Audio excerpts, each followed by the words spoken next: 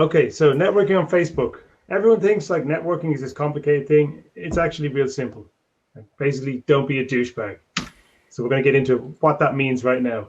People hate Facebook. People are complaining about Facebook all the time, and advertisers are complaining about Facebook. People are saying they're sick of Facebook, and that's just their opinions. Facebook is useful for now because people in direct and affiliate marketing tend to hang out here more than other platforms. Meeting people online is obviously better than that if you can, but some of us can't do that, and especially for people like me outside the US who want to work in direct response, like Facebook is the way we get to have our seat at the table. There's no other way to do it unless we fly over to the US. Facebook, obviously, groups are the killer app. When you use them right, they're a captive audience where it's easy to stand out and get connected with people you want to notice you. And the last 12 months have usually leveled the playing field for like ESL copywriters and copywriters outside of the United States, because obviously what's been going on, people want to be socializing in large groups in public settings less than before. And that's much better for people like me who, a year ago, nobody knew who the hell I was.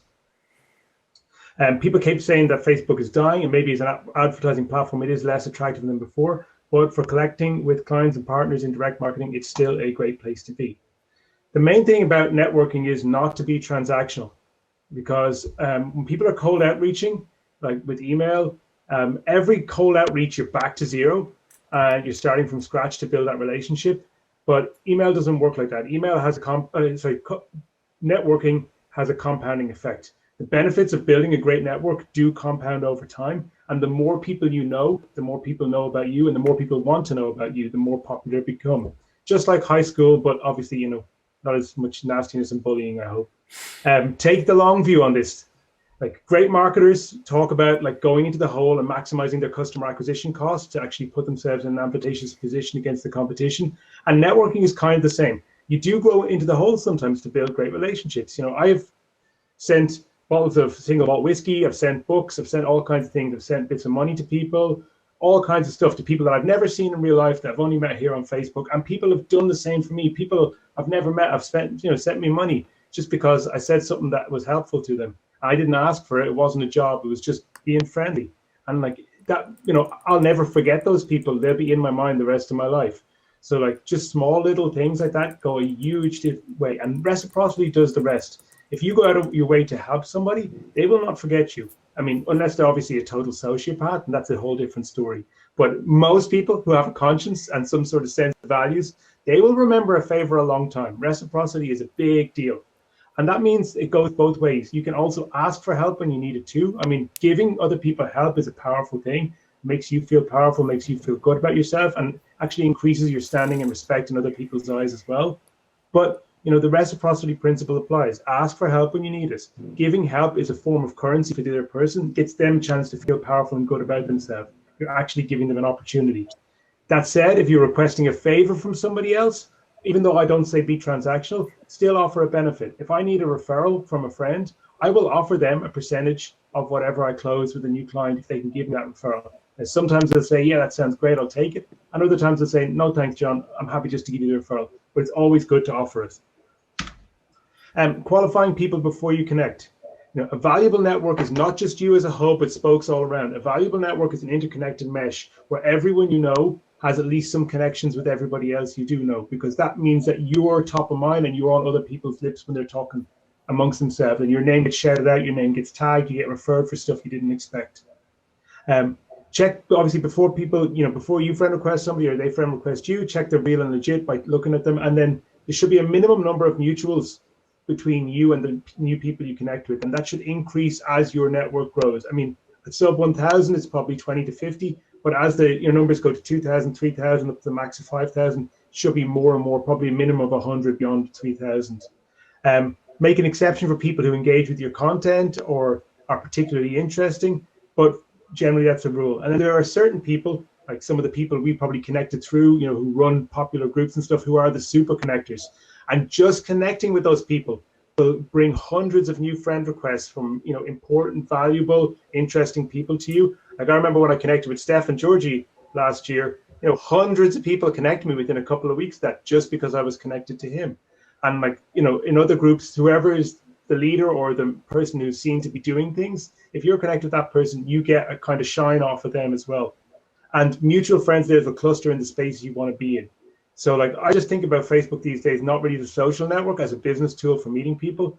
And then I think about it from the perspective that I'm here to get paid. So anyone trolls me, anyone's a dick, they're just getting instantly blocked. I'm not engaging with them. I'm not going to argue with them. I just want them out of my face. I'm here to get paid, and you should be too. Oh, last thing. Stop asking people how they are. It sucks. Everybody hates this. I know I put a post about that the other day. It just reads as so phony because there are so many DM douchebags with these fake pitches where they pretend to be friendly to you. And post-COVID, everyone's had a really hard year. It's almost passive-aggressive these days to ask people how they are because people are having a tough time.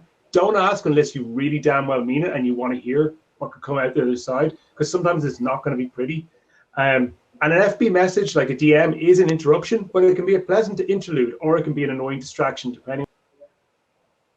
Reach out to somebody, show gratitude, thank them for connecting, start the conversation, and let it go in a natural direction.